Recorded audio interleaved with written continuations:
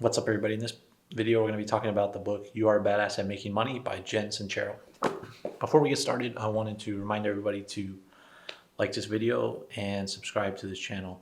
And I'm also going to include some links in the description so that you can help me out. One's going to be an affiliate link to buy this book in case you do like the way it sounds. And the other is going to be a link to buy me a coffee link where you can buy me a coffee to financially support me so that I can do this more frequently. And buy me a coffee, just one coffee is equal to $1, and it basically uses PayPal. But those links will be in the description in case you wanted to support me.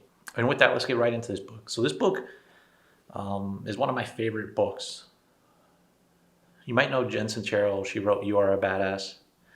And that book is really good too. I need to review that. I read that a while ago. I've read both of those books a couple of times, but I really wanted to review this one just because I've been thinking about it recently, and it's an excellent book.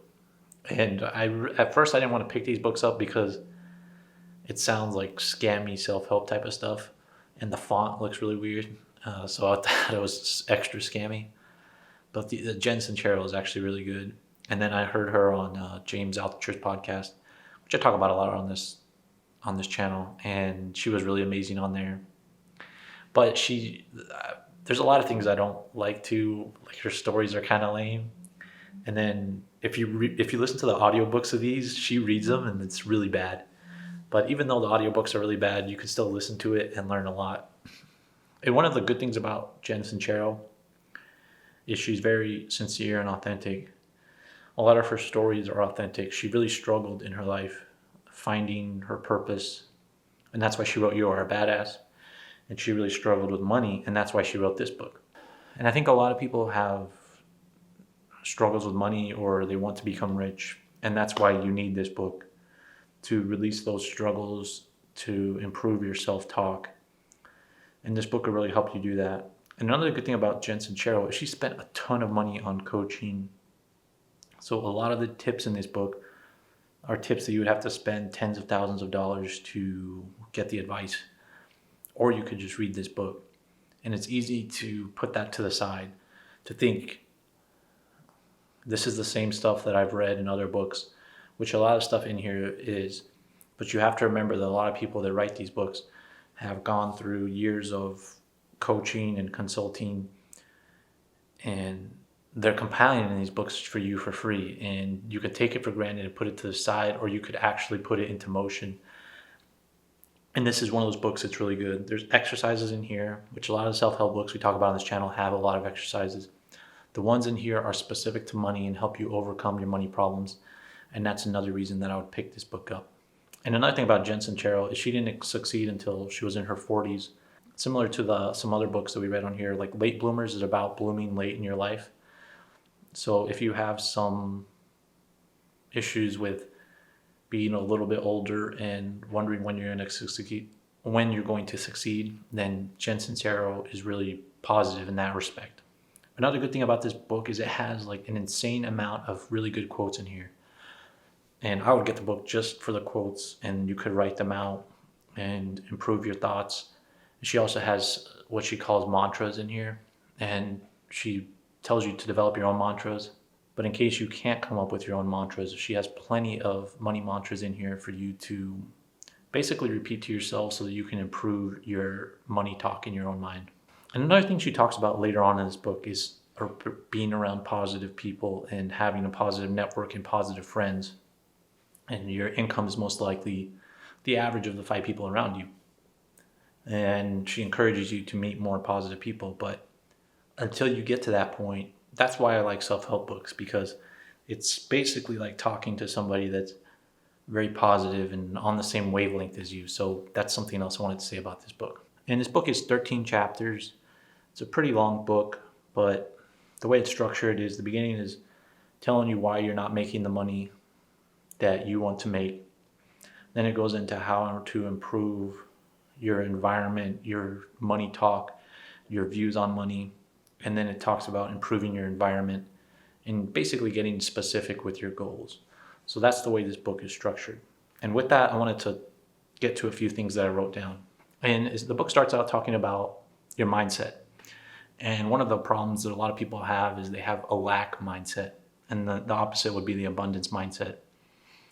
And if you have a lack mindset, you think things are limited and that there's a limited amount to go around, and you're just fighting for that. And that's not the way it is.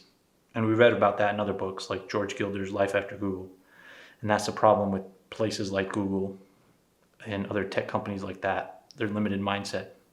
Now, Google has a lot of money, but a lot of people, they don't allow themselves to make money. It's a limiting belief that you have, and it comes from a lack mindset. And this book will help you improve that. And that's another thing too with what's going on nowadays with socialist mindset. A socialist mindset is there's a limited amount of capital and we have to redistribute it, versus an abundance mindset would be based around we all have free will and we all have creativity, and there's enough resources and creativity to develop more. And you have to believe that to create the wealth for yourself, and you have to believe that the wealth is coming to you. And that's what she speaks a lot about in this book. Another thing that I wrote down is take care of yourself first. Don't worry about helping others until you've taken care of your own problems. And I think that's very valid.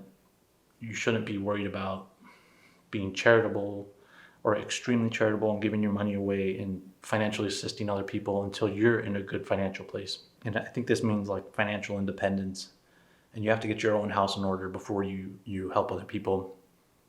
And I think a lot of self-help books will tell you the only way you're going to do anything is by giving everything away or helping other people. And that's true, because that's another thing that she says in this book is that all the money that you get comes through other people. But you have to take care of yourself first. Financially, get good with money. Don't give it away. Be able to keep it and make it before you start helping others. And I like that part too.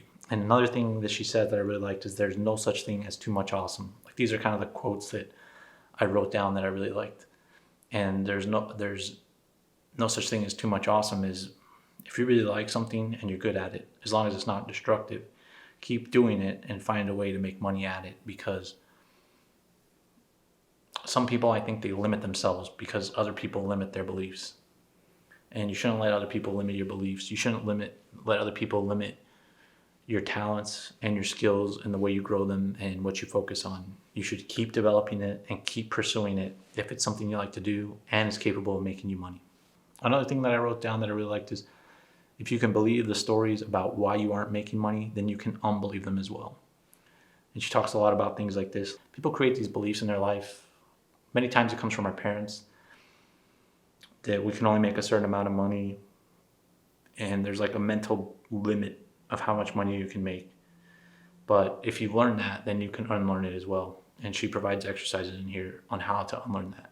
And another thing she says is when you change your being, you're basically killing your old self. And the reason she says that is because you basically are going to have to kill your old self, because your whole person is going to resist the change to become an awesome person. And that's what You Are a Badass is about. But You Are a Badass at money, same thing. You're going to have to change drastically to make more money, because being who you are hasn't made you that money. So you're going to have to change in order to make more money. Another thing she talks about is opening yourself to universal intelligence and religion, and that you have to have faith. And having faith in a higher power is going to help you make more money, because if you're just focused on the material world, then you might get a little bit gloomy. But if you have faith that the money is going to come to you and you focus on all the money coming to you, then it's more likely to happen. And she said this is just from what she's seen in her experience. So that's just something to consider. And another good thing that she talks about in this book is what you focus on, you get more of. And that worrying is basically praying for stuff you don't want. So in the context of money, if you're worrying about losing money, about not having enough, then you will never get it, because you're basically focusing your mind on not having enough money. So that's what it'll do. Instead, you need to go all in. And she says, hurl yourself into the fire, into making more money, and do what it takes to make more money, to create a business that makes more money.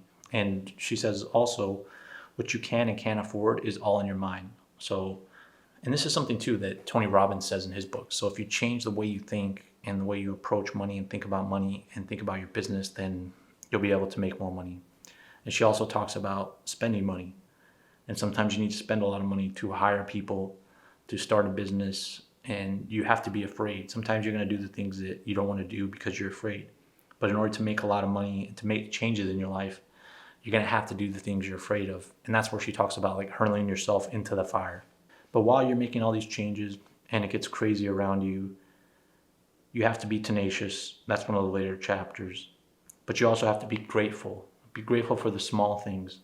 If your bank account is empty, she tells you be grateful because you're creating room inside of your bank account for all the money to come to you. You have to start being grateful. You have to be more positive because good things and positive things come to those people with a positive mindset. Another good thing that she mentions is that specifics allow the universe to fulfill your order. So if you have a specific amount of money, which she talks about having, then you're more likely to get it. And she provides a lot of stories of people that did that.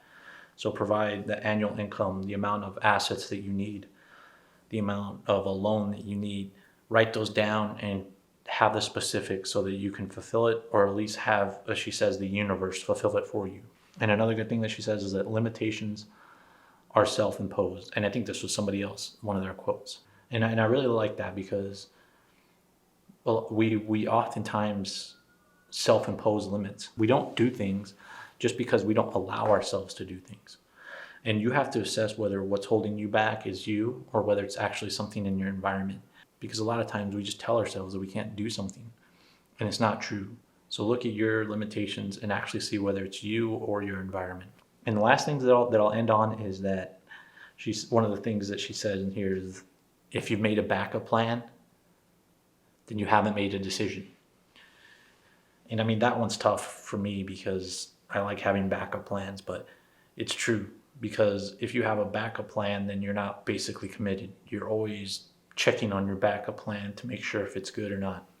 And I think that'd be tough for a lot of people, right? Like not having a backup plan. But if you have a backup plan, then you're not going to allow space for creativity in your mind to come up with ways to make more money in the field that you're interested in. So that part spoke to me.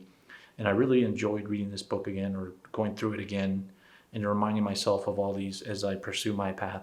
And I think for anybody that's interested in growing their wealth, growing their business, jumping into a business, or maybe you've read You Are a Badass already, this is a really excellent book to pick up. That's my summary of You Are a Badass at Making Money. I really hope you liked it. And if you did, make sure to give this video a like and subscribe to this channel. Thanks for watching.